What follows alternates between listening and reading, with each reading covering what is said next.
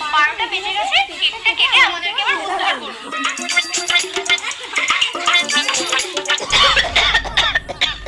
আসলে বয়স হচ্ছে তো বাবা, জোরটা নেই গায়ে।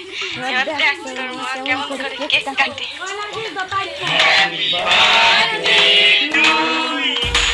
যদি শয়তানকে ঘৃণা করো এবং মহান আল্লাহকে ভালোবাসো তাহলে চ্যানেলটি সাবস্ক্রাইব করে ভিডিওতে একটি লাইক করো। দিদা মা চলো গো তোমা বুড়ি বুঝি টপকালো। এতদিনে ঠাকুর মুখ তুলে চাইলো, এবারে দরজার শাশুড়ির সম্পত্তি পাবে আমার একমাত্র ছেলে। ওনার মেয়েকে এক কানা করিও দেবো না।